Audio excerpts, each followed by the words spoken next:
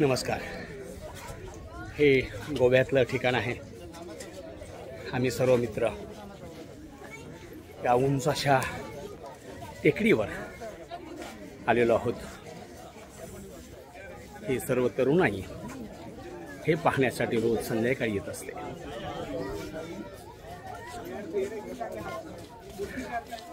नमस्कार नमस्कार नमस्कार। हा मावळतीचा सूर्य समुद्राच्या लहरी सोबत आनंदाने खेळताना विहंगम दृश्य दिसत आहे। प्रसन्न वातावरणामध्ये तरुणाई मावळत्या सूर्याला अभिवादन करते जणू असं निसर्गरम्य ठिकाण दिसत आहे। अच्छा ते आपलं काढत नाही। आमचे सर्व सदस्य आहेत। गोडके सर आहेत, लोखंडे सर आहेत, पुढे माळी सर आणि दळगडे सर आहेत। दोघं एन्जॉय करतायत मस्तपैकी। आणि आम्हीही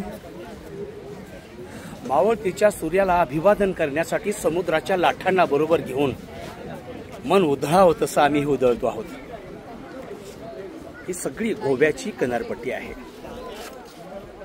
आणि ही तरुणाई मावळतीच्या सूर्याला अभिवादन करण्यासाठी, नमस्कार करण्यासाठी आणि विहंगम दृश्य नजरेत मध्ये टिपण्यासाठी आलेली आहेत।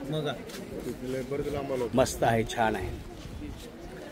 कधीतरी या आणि गोवा पाहून जावा। इथली रमणीयता, इथली शांतता, इथली प्रसन्नता जीवनात या आणि गोवा बघा। जीवनात या आणि गोवा बघा। आमचे मराठीचे मास्तर आहेत। घोडके सरांना मराठी खूप छान येतं आणि म्हणून ते काही काही गोष्टी बोलत असतात। जीवनात या आणि आनंद घेऊन जावा। तसं हे गोवा आहे, रमणीय गोवा आहे, मस्त गोवा आहे, प्रेक्षणीय गोवा आहे। हे आमचे दोन सदस्य बघा मस्तपैकी लांबूनच एन्जॉय करतायत। दोघजण फोटो काढतायत, म्हणजे मौज मजा करण्याचा प्रयत्न करतायत। खूप छान ठिकाण आहे। की समोरची आपण बाजू बघणार आहोत।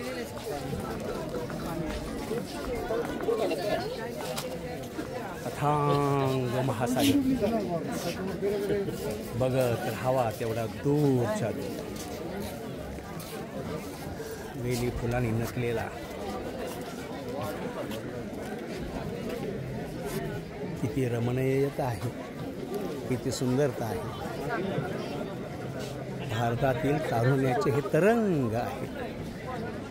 यावं, हसावं, खेळावं, रमावं असं हे ठिकाण आहे। मित्रांनो, गोवा पाहायला तुम्हाला आवडेल ना? कधीतरी प्रपंच समारोप होताना नक्की पहा, आनंद द्विगुणित करा।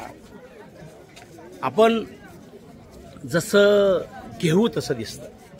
जग हे अप्रतिम सुंदर आहे, नजरेमध्ये टिपता आलं पाहिजे।